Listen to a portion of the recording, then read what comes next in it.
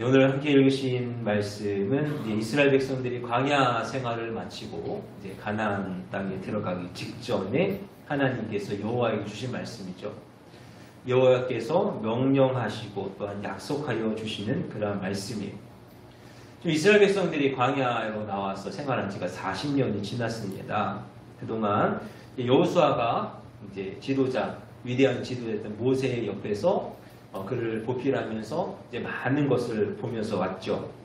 그리고 이제 모세가 죽고 여호수아가 모세의 뒤를 이어서 이스라엘의 지도자가 되어지는 상황이에요.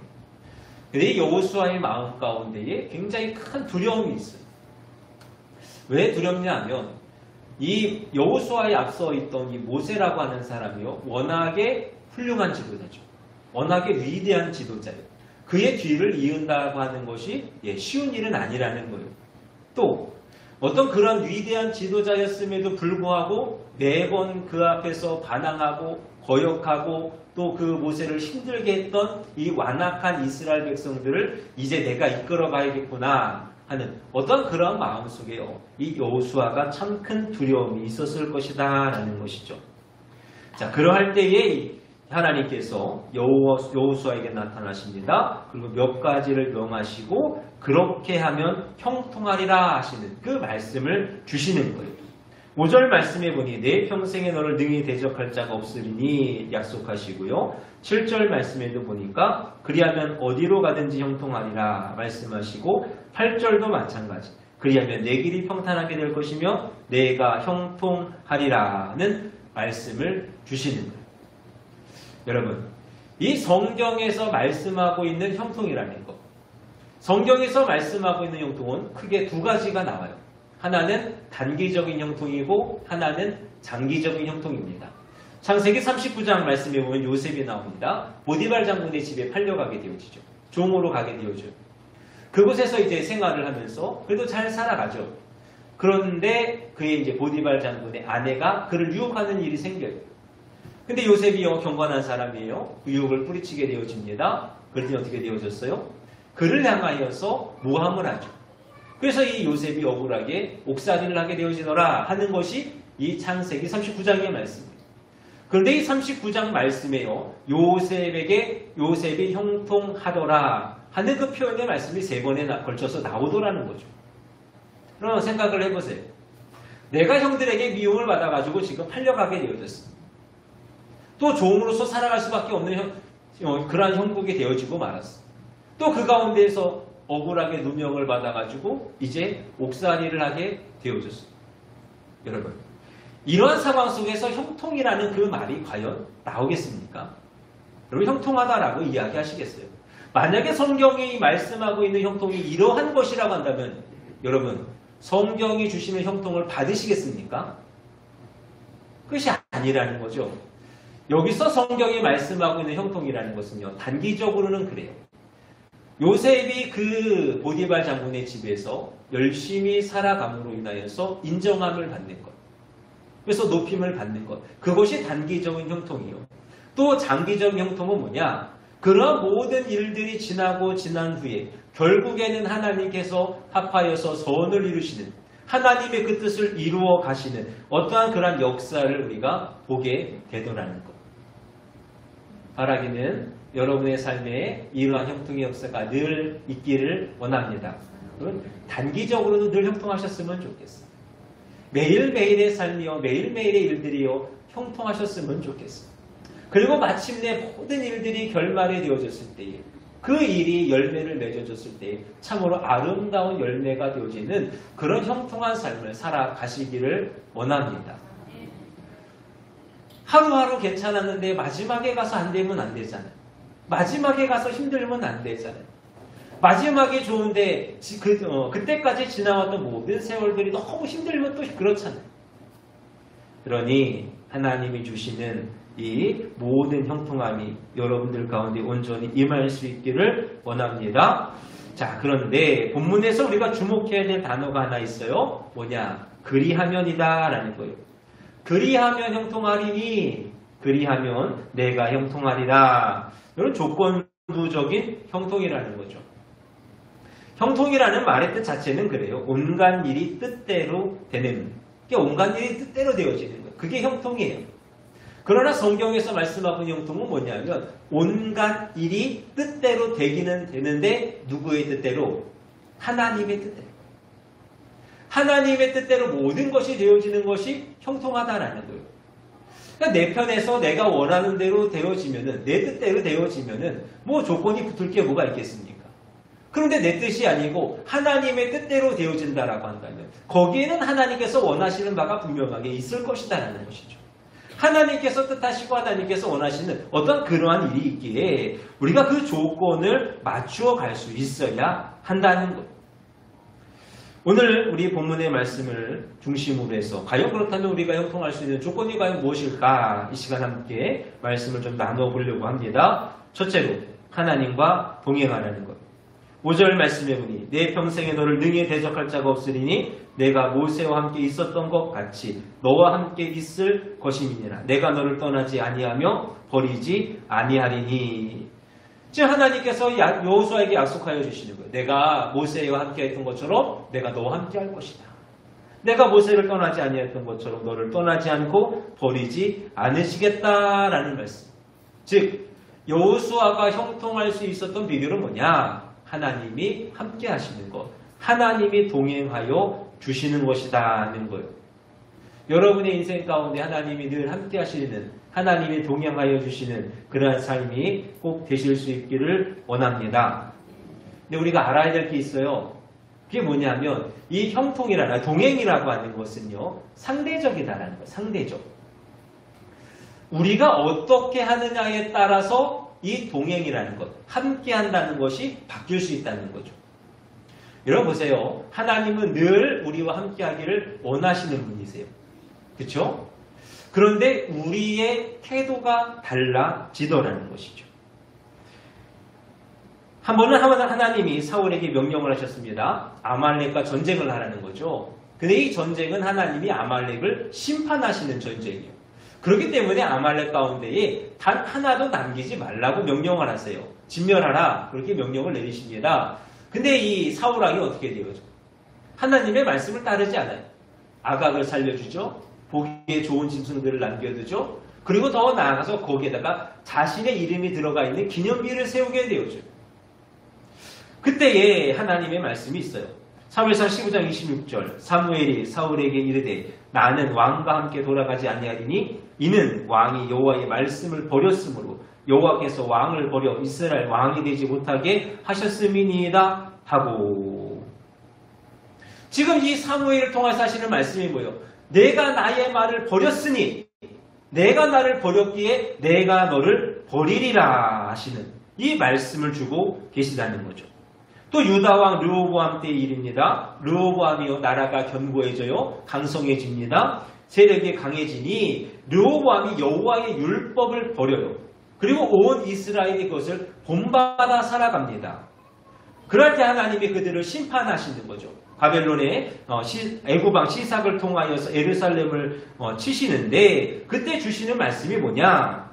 그때의 유다 방백들이 시삭의 일로 예루살렘에 모였는지라 선지자 스마야가 르호보암과 방백들에게 나와 이르되 여호와께서 이같이 말씀하시기를 너희가 나를 버렸으므로 나도 너희를 버려 시삭의 손에 넘겨놓으라 하셨다 한지라. 여러분 지금까지는 하나님이 함께하여 주셔서 르호보암으로 인하여서 유다가 잘되게 하여 주셨어요. 근데 이 르호보암이요 하나님의 율법을 버리니 이 하나님께서도 지금 유다를 버려 시삭으로 인하여서 고난을 당하게 하시더라 하시는 이러한 말씀이에요.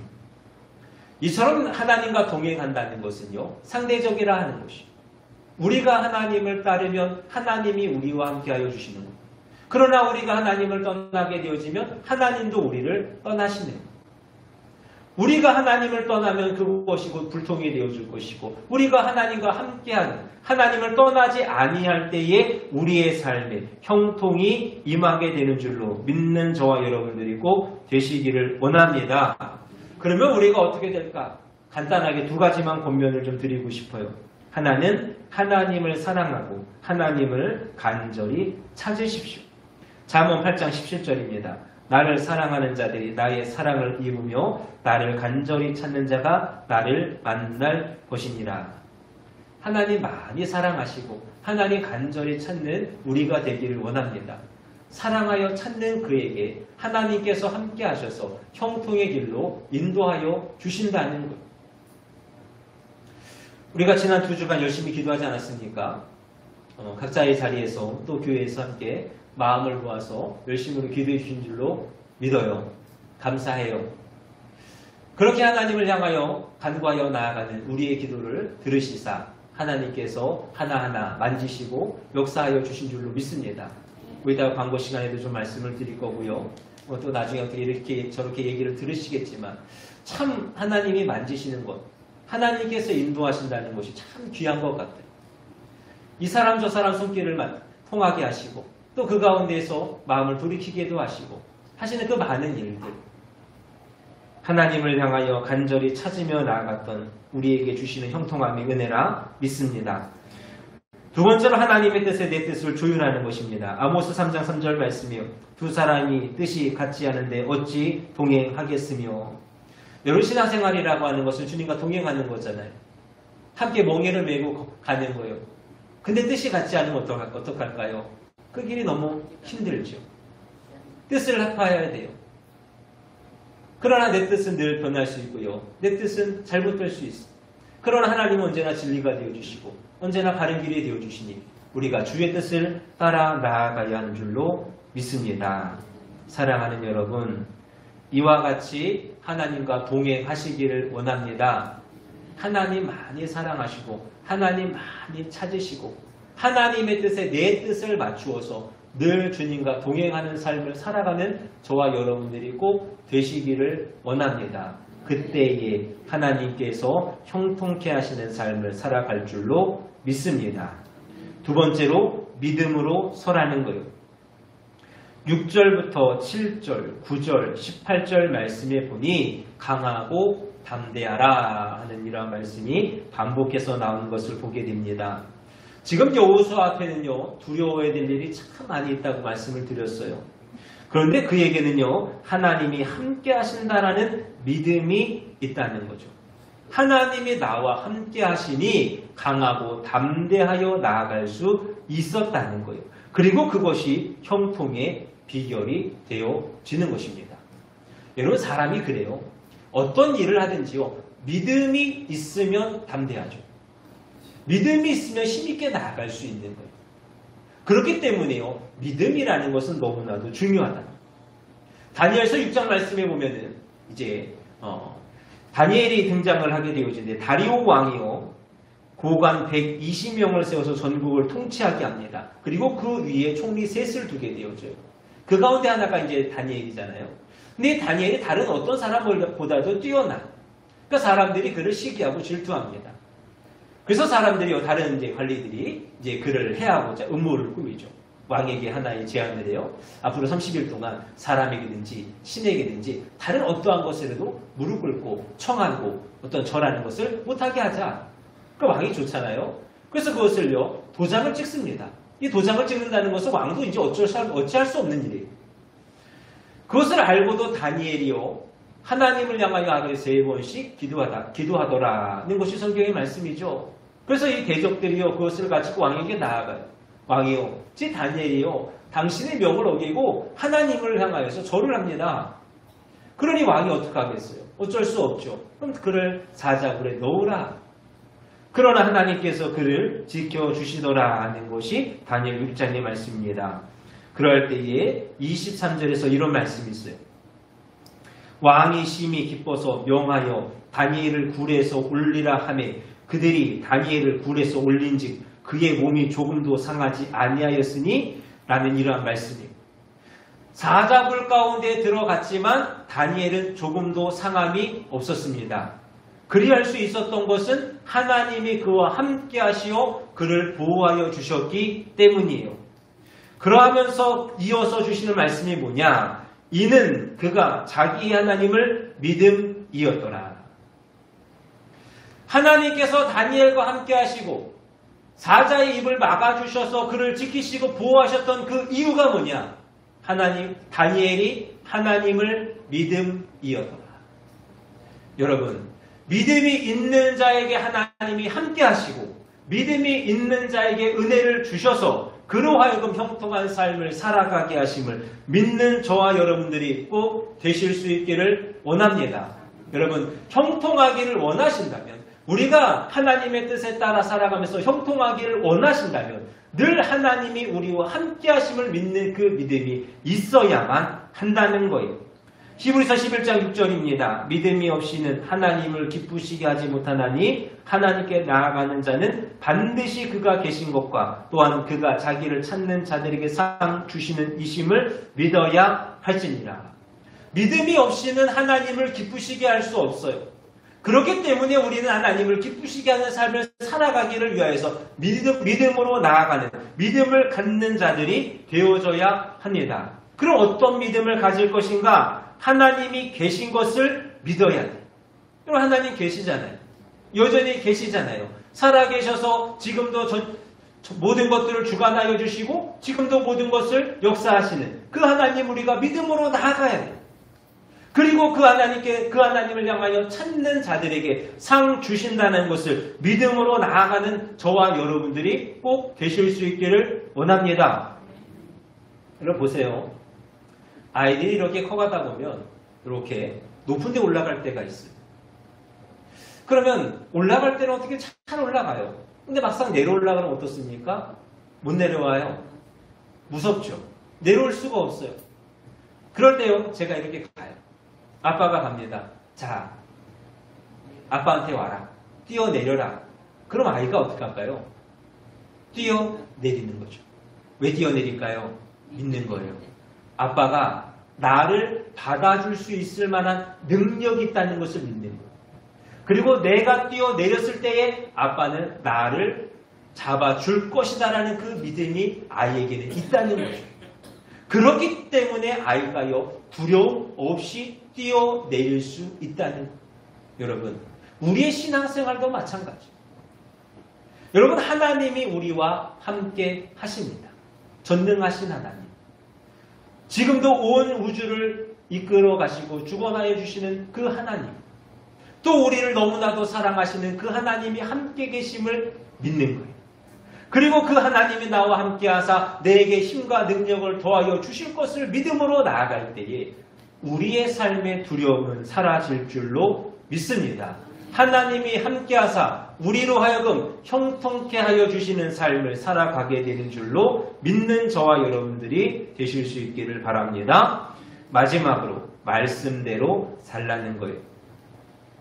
7절의 말씀에 보니까 여호수아에게 하시는 말씀이 내가 내게 명령한 그 율법을 다 지켜 행하라. 그리하면 내가 어디로 가든지 형통하리라. 이렇게 말씀하여 주시죠. 또 8절에서도 마찬가지예요. 율법책을 읽고 주야로 묵상하고 말씀대로 다 지켜 행하라. 그리하면 가는 그 길이 평탄하여질 것이요 형통하리라. 말씀하고 계시는 거죠. 즉 형통의 비결은요, 하나님의 말씀대로 사는 거예요. 야고보서 2장 22절 말씀입니다. 내가 보거니와 믿음이 그의 행함과 함께 일하고 행함으로 믿음이 온전하게 되었느니라. 여러분, 우리의 믿음을 증명하는 것이 뭡니까? 행함이라는 것이죠. 말로서만이 아니라 우리의 삶으로, 우리의 행함으로 그 믿음을 증명할 수 있다는 거예요.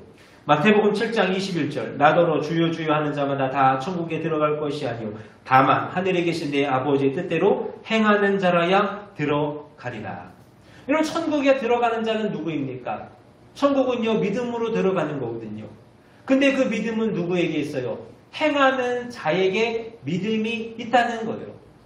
그만큼 여러분, 행함이 있다는 것은 너무나도 중요한 것이죠. 특별히 신명기 28장의 말씀. 신명기 28장은요, 축복과 저주에 관한 말씀. 그래서 전반부에는 축복을 말씀하시고 후반부에는 저주를 말씀하시는데요. 신명기 28장 1절 말씀. 내가 내 하나님 여호와의 말씀을 삼가 듣고 내가 오늘 내게 명령하는 그의 모든 명령을 지켜 행하면 내 하나님 여호와께서 너를 세계 모든 민족 위에 뛰어나게 하실 것이라. 지금 말씀을 주시는데 그 말씀을 지켜 행하면 세계 모든 민족 중에 뛰어나게 하여 주시리라는 약속이. 그리고 그 이후로요 14절까지의 말씀에 보니 영적인 복, 정신적인 복, 육체의 복, 가정의 복, 재정과 국가의 평안에 온갖 복을 내려주시겠노라 약속해. 즉 형통하리라 하시는 말씀이죠. 반대로 28장 15절입니다. 내가 만일 내 하나님 여호와의 말씀을 순종하지 아니하여 내가 오늘 내게 명령하는 그 모든 명령과 규례를 지켜 행하지 아니하면 이 모든 저주가 내게 임하며 내게 이를 것이니. 이 말씀이 뭐예요?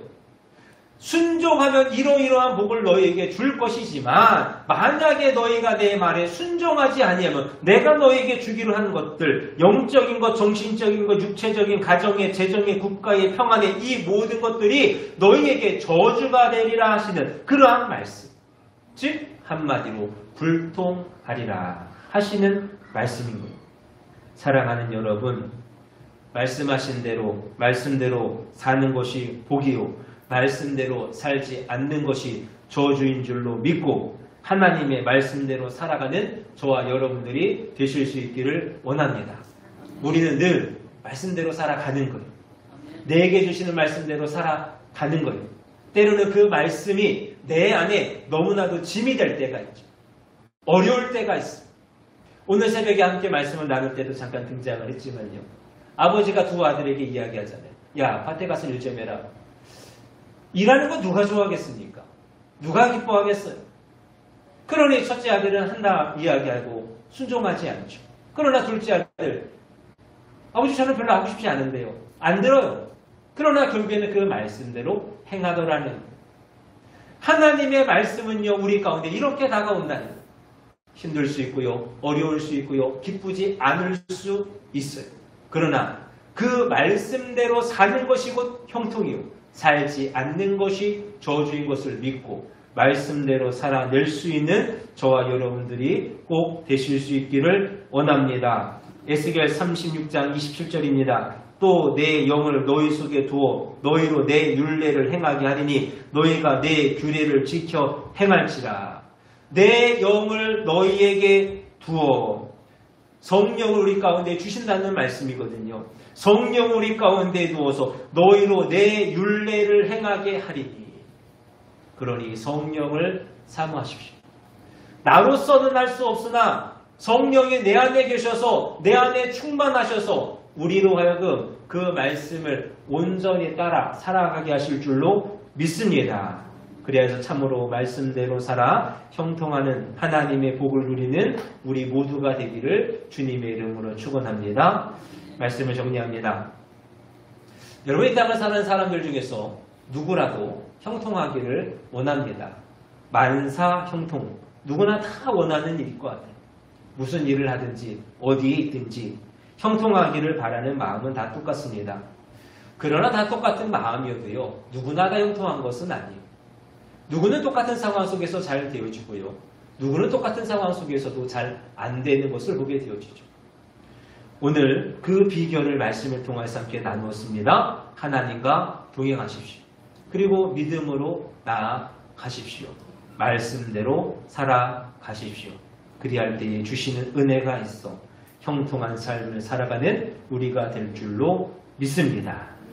우리 함께 기도하겠습니다.